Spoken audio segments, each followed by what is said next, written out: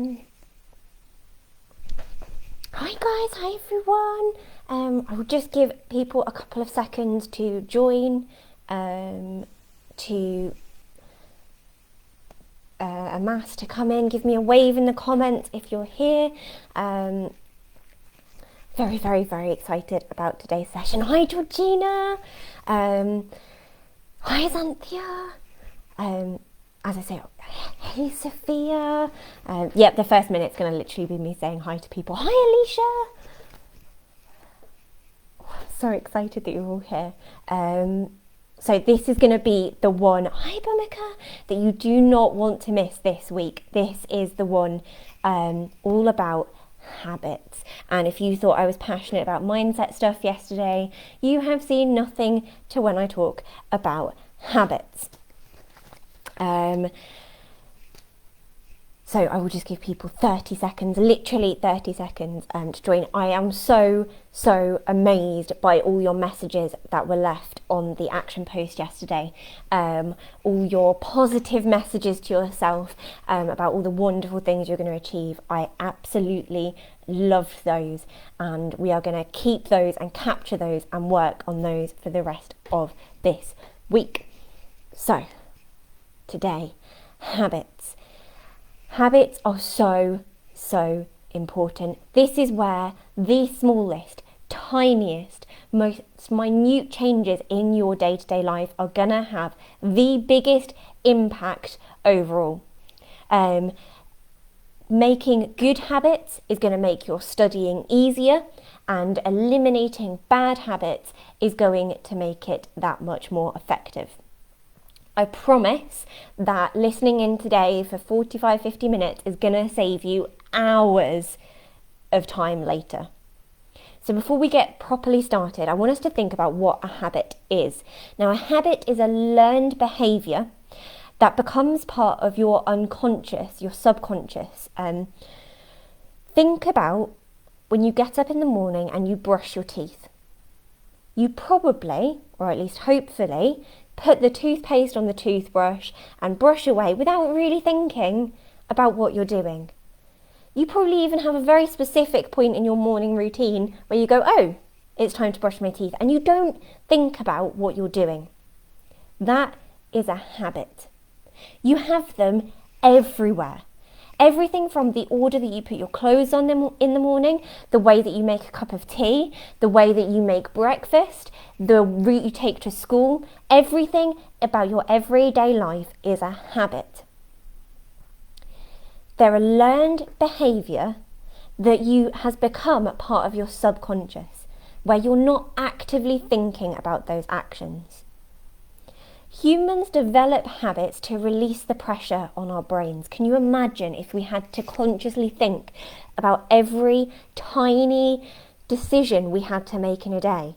In fact, if you've ever been to a new school, if you've ever been somewhere new, gone somewhere unfamiliar, then you will have experienced what it's like when your habits, your day-to-day routine is broken up, and it puts an immense amount of pressure on our brains.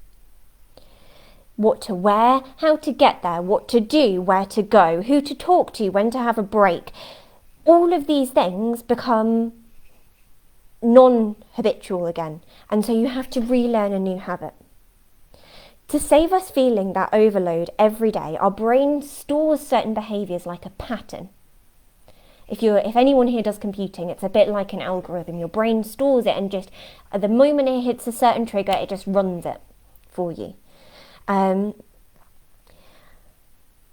It makes us able to work on more important things.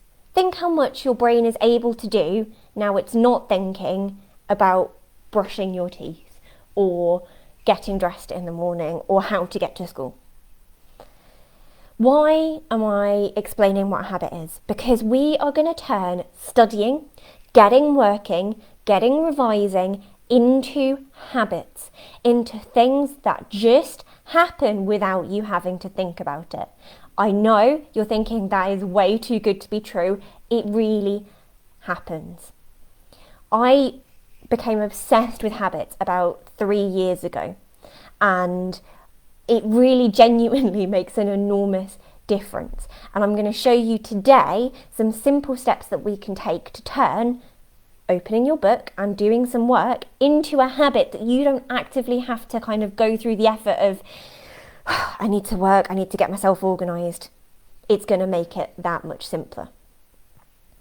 The other amazing, wonderful thing about habits is they compound. So doing one good habit leads to another good habit, which leads to another good habit, which leads to another, and then eventually you're doing all these amazing successful behaviours that are making your life 10 times more productive without having to try.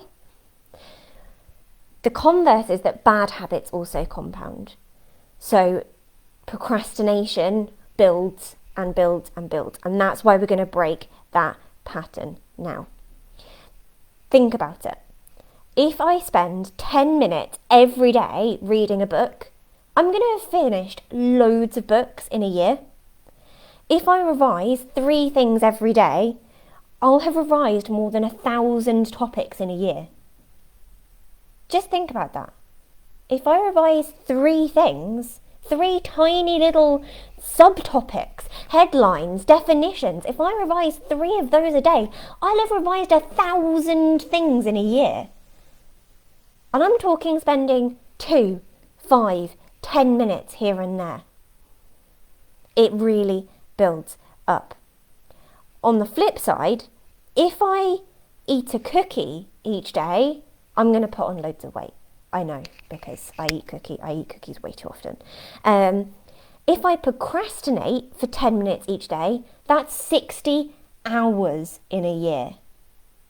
That's nearly 3 days. And when I'm procrastinating on my phone, which I do, we all do, I sit and think about that and think 10 minutes each day on my phone is 60 hours in a year. That's crazy. So, how do we form good study habits? Well, to understand that, we need to understand how a habit forms. And a habit forms using 4 steps. It's called a feedback loop. Bear with me, I know I'm talking a lot today, but if we understand this, it's going to make everything a million times easier. The 4 steps of forming a habit are the cue, the craving, the response, and the reward. Here's an example. Your phone lights up with a notification. That's the cue. You notice and immediately want to see what it is. That's the craving. You check your phone. That's the response. You feel satisfied that you've read the message and now associate getting a notification with picking up your phone. That's the reward. And that's a feedback loop. And I bet that's something every single one of you does every day, because I do all the time. Here's a different example that relates to procrastination. You get stuck with work. That's your cue. You feel frustrated and you want to feel better. That's your craving. You check your phone and log on to social media. That's the response. You feel relieved and less frustrated. Your mind is distracted. You're not thinking about the problem you are stuck on. And so checking social media becomes associated with feeling stuck in your work. And that is how procrastination forms as a bad habit. And that's why our planning is on Monday is going to make it easier to get started, and our habits are going to trigger us to get started automatically. I want you now to think about your study habits. What is your bad study habit? What is the one thing that you know you do to stop yourself studying? Take a minute now to think and jot it down. What is your cue for that bad habit? Feel free to share it in the comments. I'd love to hear what your bad study habits are.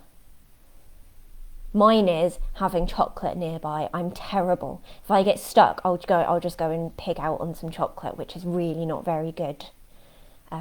Or TV remote. I have the TV remote always too handy.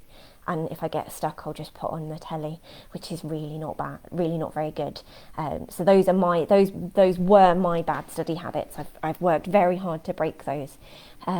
She says, with chocolate and the TV remote next to her right now. So what are your bad study habits? Have a think and feel free to share. I'm not going to judge. Trust me. Alicia, revising topics that I already know and procrastinating stuff I actually don't know. Yes. Don't we all do that? Do you know what? That's a great one. It's because revising stuff you already know makes you feel good. And so when you get stuck, you go, oh yeah, I'll look at that bit that I already know. And it's that reward. Your brain is looking for an instant reward. Saying I'll have a short break of 5 minutes and then never coming back. Yes, Sophia. Amazing. Going on my phone and scrolling through TikTok, or I start to binge eat loads of food. Xanthia, that is me. I am with you. I have got my binge eating Milky Bar buttons right here. Sonia, having my phone nearby. TikTok. Yes, I see I'm way too old to have TikTok. I'm very old. But yes, we are going to break these today, okay? The first thing we need to understand is what is cueing that bad habit. What is making you do that? Georgina, getting bored while working and then suddenly I'm no longer at my desk. Do you ever have that? It's almost like a blackout moment. I can't do this really difficult chemistry problem. Oh, I just happen to be not at my desk anymore. Yep, we all have. I've done that a million times.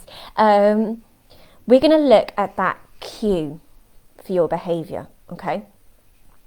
Now, there are lots and lots of things that trigger subconscious behaviour. Everything from waking up in the morning, when you have breakfast, where and when you go to school, what happens when you get there, what happens at lunchtime, who you sit with. Every single one of those triggers a behaviour. Anytime you do anything, it counts as a trigger. It sounds really stupid. I didn't used to have a morning coffee. I know I mentioned this earlier in the week. I didn't used to have a morning coffee. And in lockdown, I got really into the habit of having a morning coffee, which is fine. I only have one coffee a day. That's not a bad habit. But I also started reaching into the cupboard and grabbing a piece of cake at the same time as having a coffee. And now every time I go for a coffee, I automatically reach for some cake. And that is, I don't need it, I'm not hungry, but it's a habit. It's that moment of getting a coffee triggers that behaviour. So I want you to think about your average day at school. I know you're all on half term right now.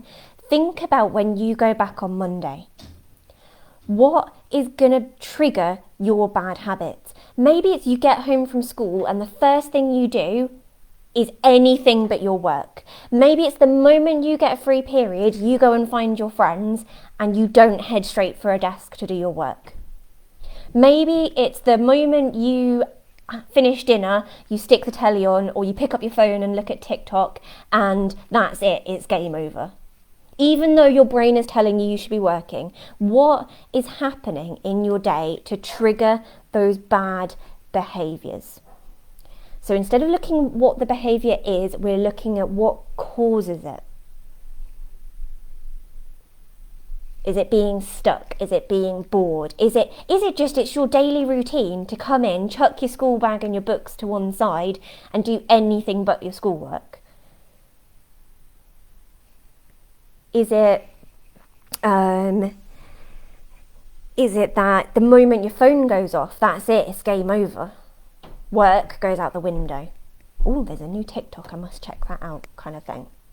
What is your trigger? Have a think. Have a think about the points where you get distracted in your average day. What causes that? If you want to share, go for it. If you're struggling to think of what triggers your behaviour, that's okay. Some of you already shared that when it's bored or getting stuck. What are your triggers? Now, the reason I'm banging on about triggers is because if we can identify these, we're going to flip them on their head. We are going to use your triggers for procrastination, for binge eating, for wandering around, for going on TikTok. We are going to turn those into the triggers to study.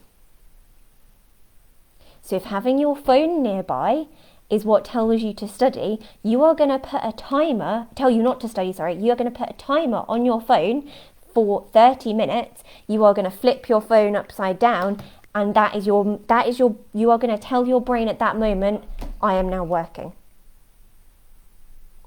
If it is, I come in from school and I put my school bag down and the first thing I do is pick up my phone, put on the telly, have a snack, then you are going to change that to the moment I put my school bag down, I am going to sit down and complete a piece of work. Sophia, my trigger is knowing that I have so much to do that I know I won't ever get it all done in a certain amount of time, so I just give up because I know it won't get done anyway. This next step is going to help you with that. In freeze, I tend to sit down and just go on my phone unless I really need to do work that I've left until the last minute. And it's 10 times worse when I have friends in my freeze. Yes, go to the study room, about giving yourself the right environment. My daily routine where I've come home and I don't work until 2 hours later, which I've been doing ever since year 7. We are going to break that today, Sonia, okay? So we're going to turn those triggers into positive habits. And to do that, we're going to use an intention statement. Again, I know I sound mad. I promise you I'm not. We are going to say, when situation X arises, I will perform response Y. For example, when I get set homework, I will immediately add it to my to-do list. When I get home from school, I will immediately do 10 minutes worth of revision. Each morning over breakfast, I will learn one new definition for biology. Every time I pick up my phone, I will set a timer and put it down to do some work first. That's kind of leading into where we're going with this.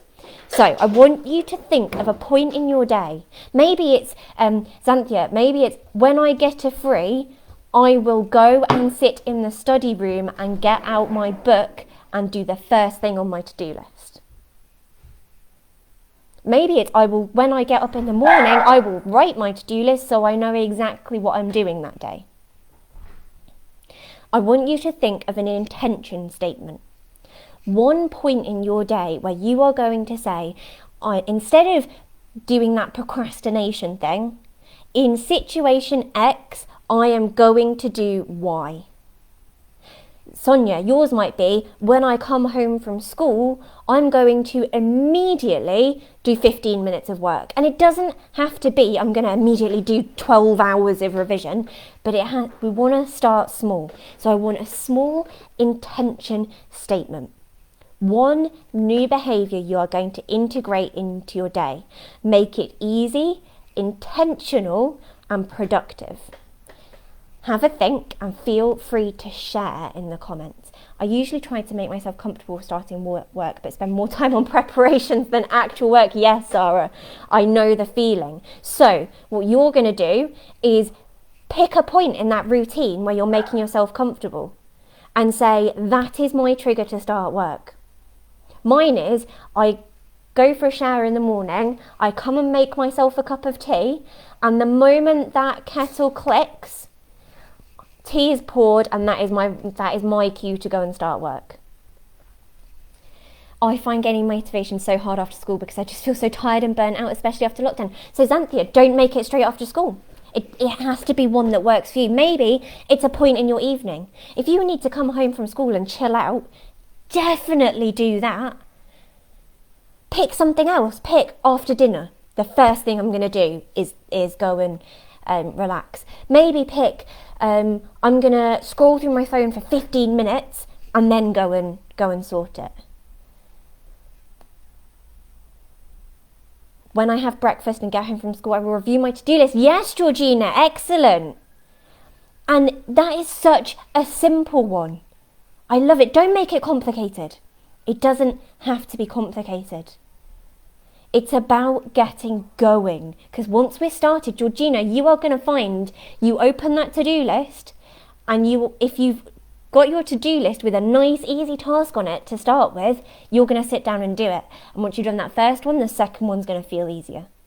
And then the third, and then the fourth, and then all of a sudden you are going to be smashing through that work.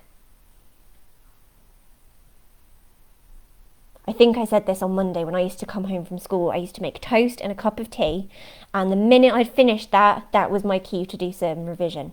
And it doesn't have to be hours. It's just simple. So have a think. I want you to write an intention statement. Once I wake up and have 5 minutes in bed, I will look at my to-do list so I know what I have coming up in the day, and then in my free periods I will sit down by myself and have 15 minutes in silence doing work before talking to my friends. Yes, Sophia. Sophia, you have actually jumped ahead. You absolute genius. You have already jumped ahead to what I'm coming on to. I'm going to be more productive in my frees by going to the study room, as I'll be in a work environment as well as starting my work after dinner. Yes, Anthea. Amazing. Perfect. I am loving these. So it's all about making it easy for ourselves and saying to ourselves, this is what I am going to do. Georgina, when you get up and have breakfast, you are going to crack open that to-do list and you are going to make sure you know what you are doing that day. Xanthia, when you get that free, you are going to get some work done first so that you can talk to your friends. I'm going to use the bus time effectively and prepare my to-do list for the following evening. Yes, Mamika, amazing. Finding a pocket of dead time to get yourself organised. Loving that. Awesome. The other thing we want to do is remove any cues for bad habits. So if your phone is a trigger for procrastination, I know this is going to sound painful, but put it in a drawer. Put it in a different room. Give it to your mum or dad, or don't give it to your sister or brother, because that's going to end up badly. If they're anything like my sister, it will end up in the toilet. Put it out of sight. Put it out of the way. We're going to come on to how you can use that as a reward in a minute.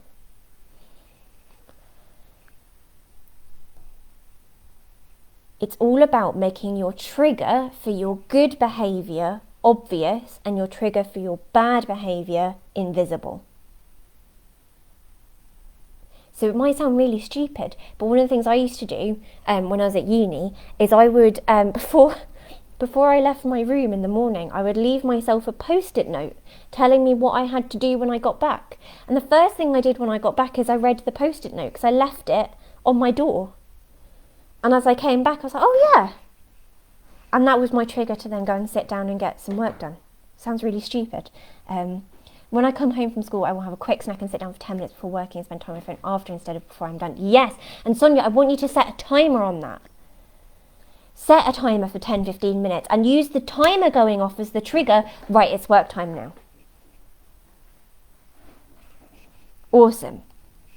Okay, one of the reasons building good study habits and procrastinating is so hard to break is the craving. Now, the reason human beings crave is we want an immediate hit of dopamine, that short, intense sense of enjoyment that only chocolate, gambling, drinking, social media, video games, those things all provide instant hits of dopamine. It's why human beings succumb to so many bad impulses. None of these is productive. Stuffing your face with chocolate, as lovely as it feels in the moment, makes you feel really rubbish afterwards and isn't productive. So we're going to play with our cravings. And Xanthi, you already did this in your intention statement. I doubt any of you crave studying. You know you need to do it, but it doesn't provide you that instant reward hit. The reward for studying is ages away, right? It's like months, years away. So what we're going to do is we're going to build the reward in for now. So Xanthia did this because she said, I will go and... it wasn't Xanthia, it was Sophia. I keep getting you two mixed up, I'm very sorry. Sophia said, I'll sit down and have 15 minutes in silence doing work before talking to my friends. That is your reward, Sophia. If you set that timer, you do 15 minutes of work, instant reward, I can go and have fun with my friends. we need to give ourselves an instant reward for good behaviour. And I know that sounds really stupid, but it's really, really important. So I want you to think about the good intention statement you've come up with. Because as lovely as looking at your to-do list is, and as helpful as it's going to be in getting us organised, it doesn't provide that instant, yeah, I did great.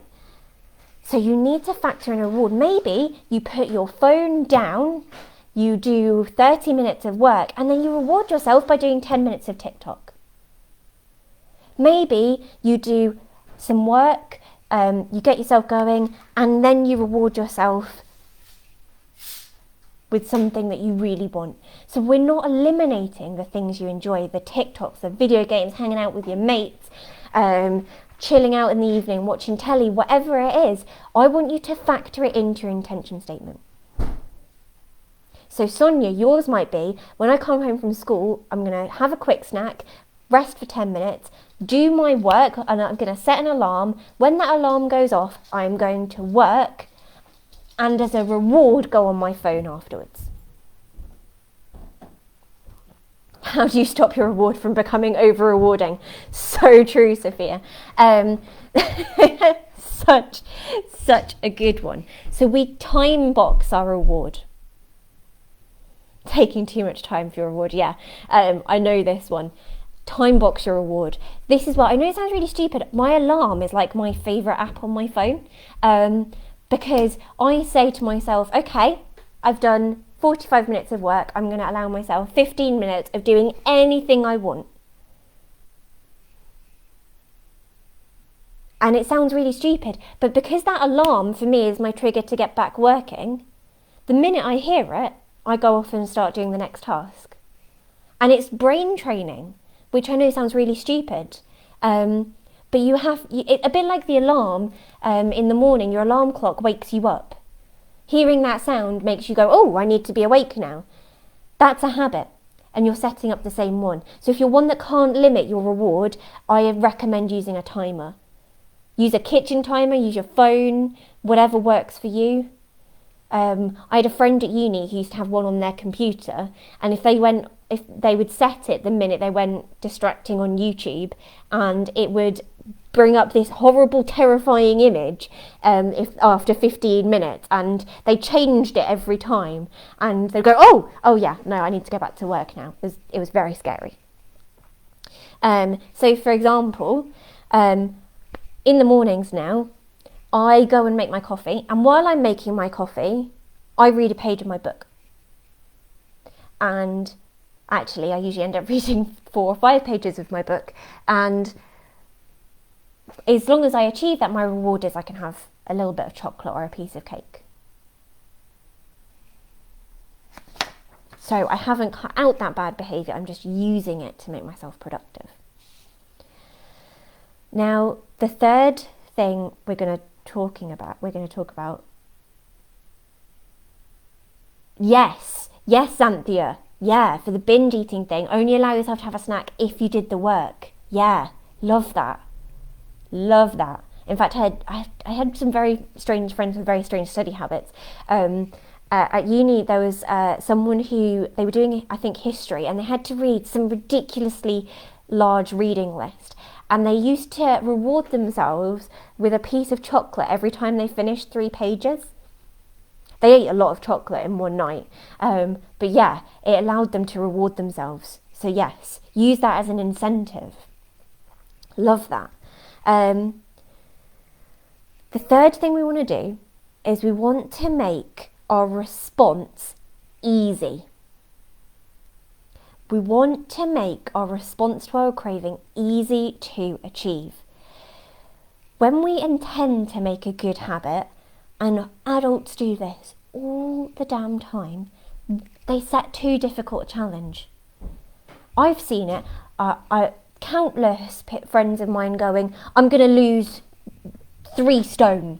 I'm going to run a marathon. I'm going to write a book. I'm gonna change the world. All wonderful intentions, but all sound absolutely terrifyingly difficult. And that's when you give up. Because if you've never run a day in your life and you're suddenly going to run a marathon, you're going to run the first run, give up, and then never go again and feel like a failure. And studying, when you're struggling to study, it feels like a mountain. It feels overwhelming how much you've got to do. And so what we're going to do is make it easy for ourselves. So I'm going to use the example of running a marathon. I'm currently getting back into running, so this feels very real for me. My little dog's going to come and say hi in a second. Running a marathon feels impossible. Putting my running shoes on, that feels easy.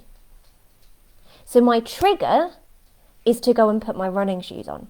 It is not to go and run a marathon. Then I put my running shoes on and I might run to the end of the road and back. And I'm going to slowly build up the difficulty rather than jumping into, I'm going to study for 12 hours every day. Maybe it's you start off with, I'm going to study for 10 minutes. And then I'm going to study for 20 and then I'm going to study for 30. Don't make life difficult for yourself. So think about your intention statements. Think about what you want to achieve.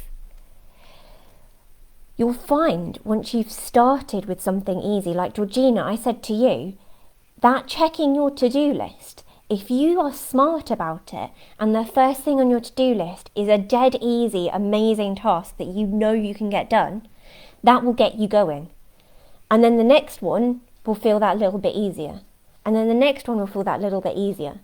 And so getting started in a good habit is often the most difficult thing.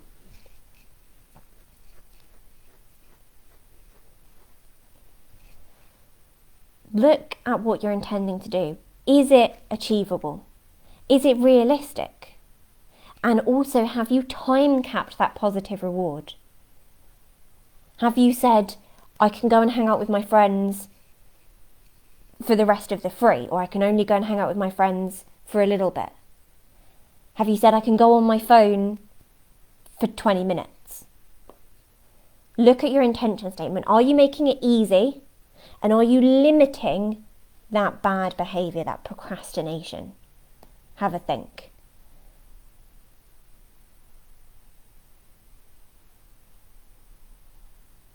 And it's okay if you need to update your intention statement.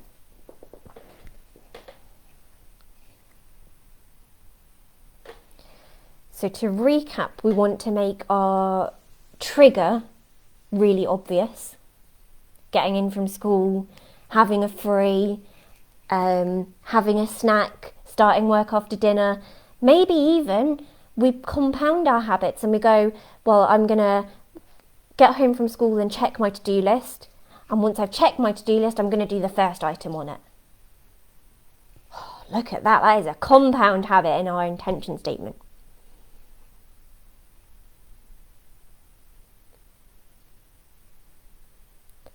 We want to make sure that we're using those triggers to start a positive study behaviour. Now, the reward. Now, we've kind of already factored in a reward, but we're going to go one step further, because what we want to do eventually is reduce that procrastination. We don't need to be spending 3 hours a night on TikTok, as fun as it is. We don't need to be waiting for 2, 3, 4 hours to start our work in the evening. So we're going to look at a different way to reward ourselves as well.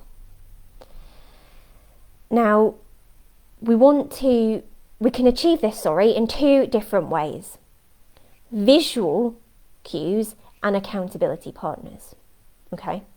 Now, a visual cue is an immediate way of tracking that your good habit is working and you're building on it.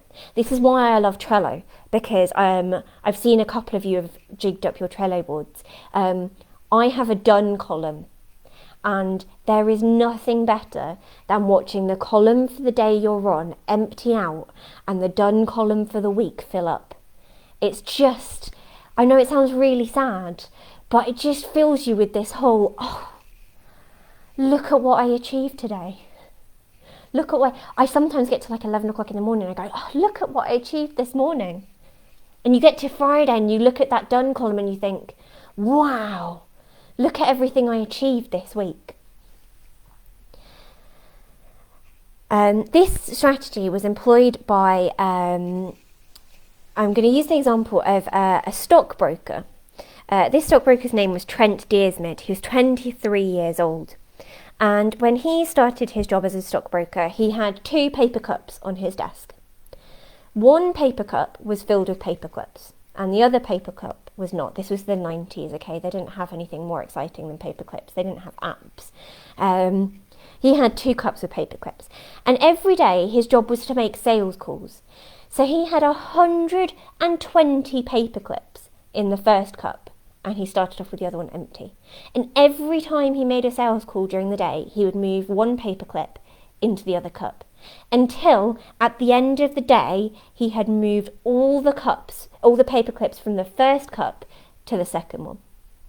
And then he'd swap them over and he'd start again the next day. It was that thing of, as he went through the day, he could see he was getting through it. Now, I'm not suggesting we need to do 120 things in one day, because that feels like a lot. But maybe we start with post-it notes, Trello board, ticking things on your to-do list, something that gives you a visual. Anyway, this stockbroker, Trent Dearsmid, went from being this person in the sales office in this stockbrokers. In 18 months, he made $5 million for his firm and was promoted to a 6-figure salary at the age of 24. Which is insane, by the way. All because his paper clips kept him focused. They allowed him to only concentrate on the task in hand. And he couldn't go home at the end of the day, unless all those paper clips were done. Can you imagine getting to 5 o'clock and going, I've got 4 paper clips left, quick, make my mad sales calls. And I use the same. My Trello board, I can't log off for the day until my column for the day is empty. Obviously, that relies on me setting a realistic amount of work for the day, otherwise I would never sleep. But it's about being realistic. I never set myself more than 4 or 5 things to do in a day, each 30 to 45 minutes. Wow, that sounds like I don't do a lot of work. I do. But I make it realistic. And there's always more work to do if you finish it off. So having a visual cue is really, really important. Another amazing way of keeping on track is an accountability partner. Now, an accountability partner is great if you're trying to limit a bad habit and turn it into a good habit. Give your accountability partner your intention statement, and they will check up on you each day to see if you've achieved it. Now, when I was first doing this about 18 months ago, I had an accountability partner, and we would message each other every day to find out if we'd achieved what we said we were going to. And if we had, we'd send each other a GIF, because we're old. And if not, we'd remind each other that that's okay, but we still have to achieve it tomorrow. Because often, when you fail on the first day, you give up.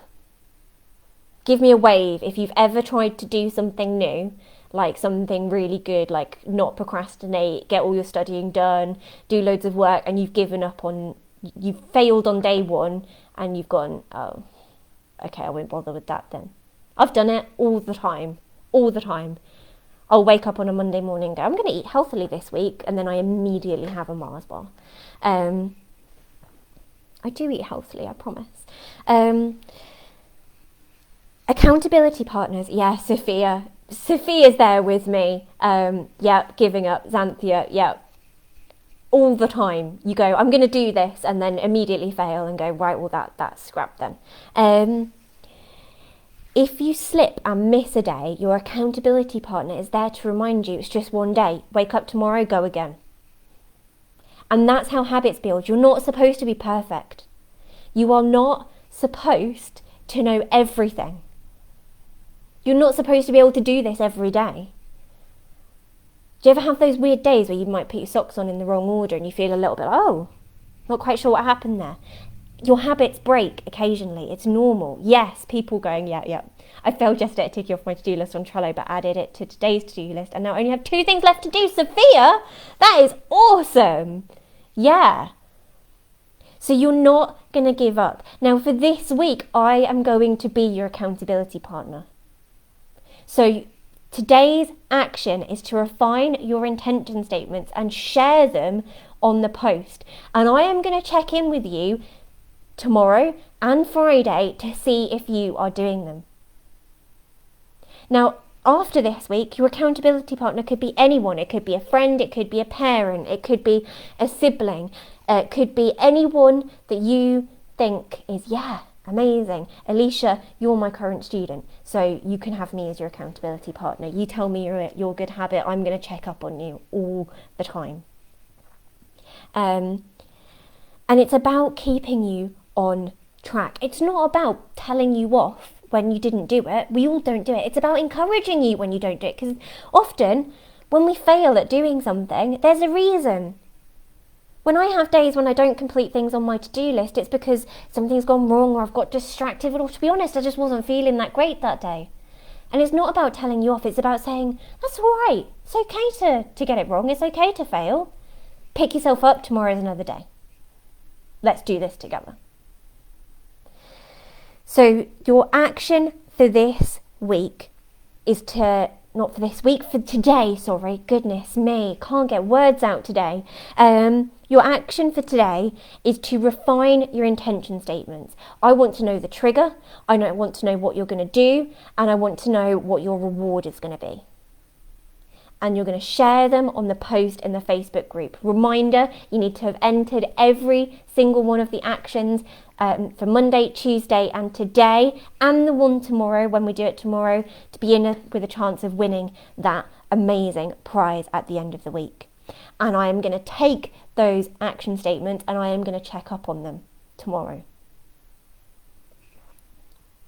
So put them in the action post for today. I'm not doing very well at getting words out in the right order today. This is seriously going to help you to build good study habits. It is about starting small. It is about being realistic, and it is about noticing when you are slipping into the bad habit again. I mean it, it works. The smallest of changes makes a huge difference. Even if that changes, I'm going to write a to-do list for the first time.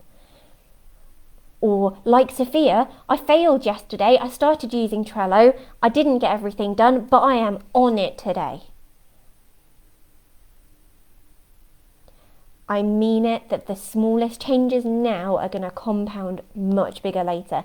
And tomorrow we are talking all about revision and preparation for exams. So even if you are not in year 13 and you think exams are a million miles away, I can tell you that with COVID, mocks are gonna come up fast, and you want to do well in them to make sure that you have those good predicted grades. And I am going to teach you how to turn revision into a 2-minute daily habit, which is why I've done the sessions this way around.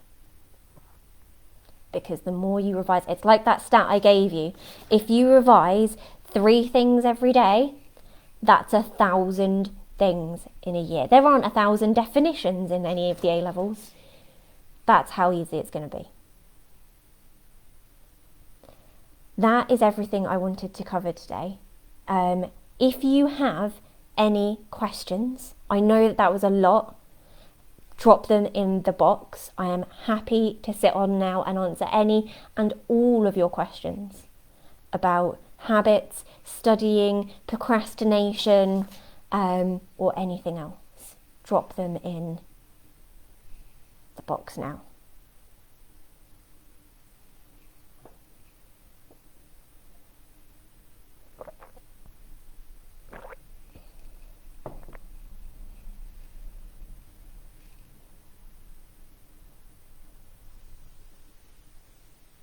I'm really hoping that all made sense. I know it all sounds a little bit crazy, but it is about turning your behaviour around. and making it just that little bit easier. I sometimes struggle to find motivation. Do you have any tips or advice for how to find motivation? Yes, Anthea, I know what you mean. It is really hard sometimes to get motivated to keep going. Two things that I've found work really well. The first thing is I have like a little notice board in my office, and on my notice board it has all the amazing things I'm going to achieve. So do you remember yesterday when we talked about what our success looked like? Sometimes when I'm struggling to get going, I'm forgetting what the point is, and I think when you're in the middle of doing loads of, frankly, what seem quite pointless tasks, you can forget why you're doing them. And for me personally, that's my motivation. So I have on my board all my success things, everything from I really want to have alpacas one day. I know it sounds really stupid, but that's one of my dreams. So that's on there. That's a distant dream, but it's on there to remind me why I do certain things. I have on there all kinds of stuff from A-level bits for helping you guys, pictures of amazing cakes because I really want to make an amazing cake one day, creative stuff. So maybe create yourself a little thing on your phone about, the uni you want to go to, the life you want to have, the amazing things you want to do. That's a bigger picture kind of motivation. And the other thing about motivation is make it easy on yourself. I find if the first thing on my to-do list for the day is the thing I least want to do, I immediately run away and do anything else. So I always start off the day with something that's a quick win, which is what I call it, something where I can tick it off in about the 25-30 minutes. I know it'll make me feel really good, and I can use that to build up getting going. So if you're having a day where you're really struggling to get motivated, pick something really easy to do. Even if that's write a revision card, or read a page of a book, or anything that's really bite-sized, easy to get going. And yeah, keep in mind, like I say, I have my board with lots of wonderful pictures of amazing things that I want to do on it. And actually, on that board, it feels really good when you tick one off, and you get to remove it. It feels awesome. Hopefully that helps. If I use my phone as a reward for good habits, I'd probably end up procrastinating more. Are there any other reward ideas you use? Yeah, so my phone is not my reward, actually. I lock my phone away when I'm working, because otherwise I will just end up going on there. I do use a timer, actually, if I'm going on there to do some Instagram posting or stuff. But yeah, I don't really use my phone personally as a reward. There's loads of rewards. If you're quite a creative person, do something fun or creative. We're going to talk on Friday about extracurricular stuff. That's quite a good reward. It doesn't have to be something complicated. It could be, I've got a friend who uses online shopping as a reward. That's quite an expensive one. It could be something simple as taking a 5-minute break to make a cup of tea, or going and chatting to a friend or your mum, or just literally doing anything else for 5 minutes. It could be that maybe you've got a club or something you do later in the day, and that's your reward. I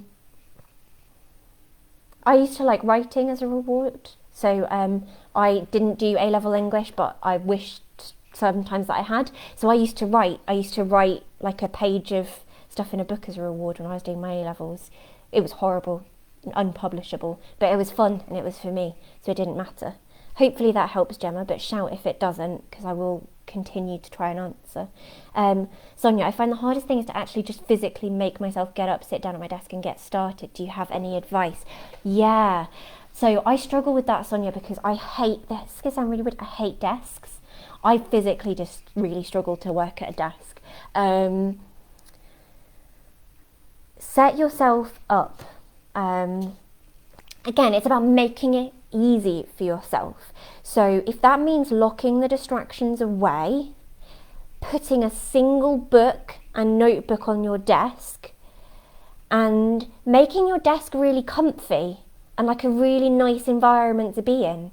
So if I'm struggling to get going and to sit at my desk, I will make myself a cup of tea. I do drink other things, I promise. But I will make myself a cup of tea and I'll put on like a really comfy jumper or blanket and I'll just get myself kind of nice and cosy. Nobody said your desk has to be uncomfortable. So I would say make it easy and really comfy for yourself. Entice yourself to be at that desk. Give yourself a reward for just getting there, if needs be. That would be my advice. Do you have any signs that is telling yourself you're doing too much work? Like, do you know when you're overworking yourself? Is there ever too much work to do in a certain time that will lead to burnout? Yes, Sophia. So breaks are really, really important. In fact, I was working the other night and everything was just starting to take that little bit longer. I'm not a night working person. My brain stops functioning after about 8 o'clock at night, and I was working about 10, 11 o'clock at night, and everything was just taking that much longer, and that I have learned is my sign to switch off and leave it for another day, because when you're putting more hours in to achieve the same stuff that you could do in the morning in 20 minutes, it's not worth it. So it's about knowing your own limits, and this is where having a small amount of self-awareness comes in. It's about knowing that actually it's really important to take breaks. People are more productive if they have breaks. This has been scientifically proven. It's one of the big shifts that's happening out in offices around the world. People are more productive when they have breaks, when they're allowed to take some time away to de-stress and kind of have some time off. And so, Sophia, I think you need to work out what your own signs are. It might be that you're starting to get more distracted more easily. It might be that things are taking a bit longer. It might be that stuff that you found really easy when you started that day or earlier in the week are suddenly becoming difficult. And that's your then cue to go, okay, I need a break. I need some time to de-stress. And factoring in that de-stress time. One of my rewards for getting everything done at the end of the week is a bath at the weekend, because I really love a bubble bath. So it's about building that time in. And on Friday, we're going to talk about how work-life balance is so crucially important. Sorry, that was a really long-winded answer, Sophia, but I hope that helps. I forgot to ask yesterday, do you have any tips on how to get started on journaling? And yes, Bhumika, I am putting up some journaling prompts today in the group. I meant to do it yesterday, and that was me procrastinating. I totally forgot. So yes, I'm going to put some journaling prompts in the group, and these prompts are designed to get you going and get you thinking. They ask you a question that you just start answering, and some of the prompts you'll go, well, I don't really know how to answer that question, and some of them will go, yes, that's a good way to get started. So I'm going to put some prompts in there, and hopefully, Bhumika, that will make that a little bit easier for you. Alicia, if you have started working and you've got into the flow of it, is it okay not to take breaks because you feel like you won't get back? Yeah, absolutely. If you don't need a break, don't feel like you have to take a break. The issue with general advice like this is everyone is different. So my working style might be totally different to yours. My husband can work at 3 a.m. and he can go for 5 hours without a break. But if I ask him to do a 20-minute task in the middle of the day, he's useless. So it's that thing of everyone has their different style and everyone works that little bit differently. So some people need a break. I need a break every 45 minutes because if I don't, my brain starts not really doing what it's supposed to do. And like in these sessions, it starts stumbling over words. Other people can go hours without a break. And if you're in the flow and you're really getting into it, don't force yourself to have a break. Find what works for you. And that's part of what these intention statements are meant to be. You'll all have different triggers in your day. You'll all have different responses. And you'll all have different rewards. And that's perfect. Because that means you've come up with something that works for you. It's about using the strategy, not carbon copying somebody else's behaviour. Hopefully that helps. Any other questions, feel free to pop them in. I will try and calm down and talk a little bit more slowly.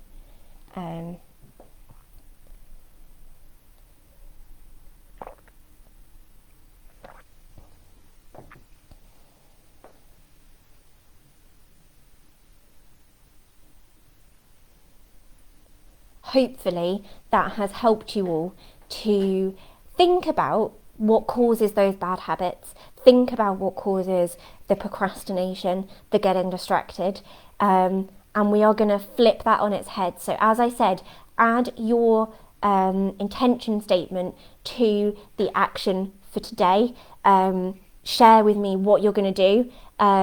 Share with me what your reward is going to be. Share with me what is going to trigger that good study habit. And I'm going to hold you accountable. So I will come back on tomorrow and I will ask you if you have achieved that in the first 24 hours. Because it is small, tiny, consistent steps that are going to make this really effective. Can we see your dog? Give me 1 second, I will grab her now. Come on, dog, you going to come say hello? Oh.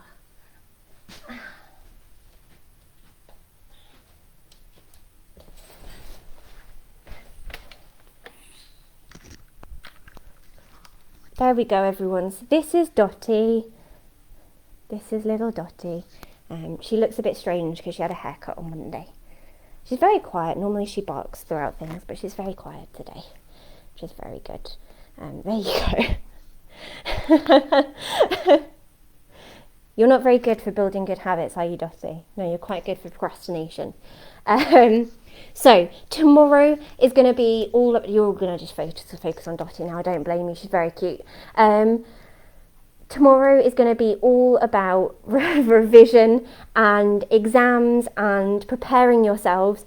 And I mean this is going to save you time in the long run, because we are going to build revision into an everyday 5 to 10 minute, no more, habit that you that you are going to use to mean you never have to spend hours and hours revising before exams ever again. Are you good at exams, Dottie? No, she's not. She's good at accidentally sending emails, aren't you? Yeah, well done. So tomorrow is going to be all about revision. I will put the action post on for today. If you haven't completed them for earlier in the week, please do. And if you have any questions that you forgot to get out in this session, or anything that you're confused about, or that hasn't made sense, or that you're struggling with, pop it in the Facebook group. I am absolutely happy to answer questions in between sessions. Dottie's very confused by what's happening.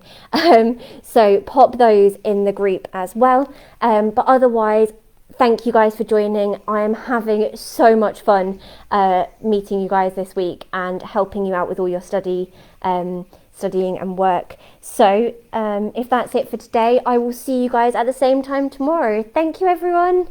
Thanks. Take care. Bye. Can you say bye, Dottie?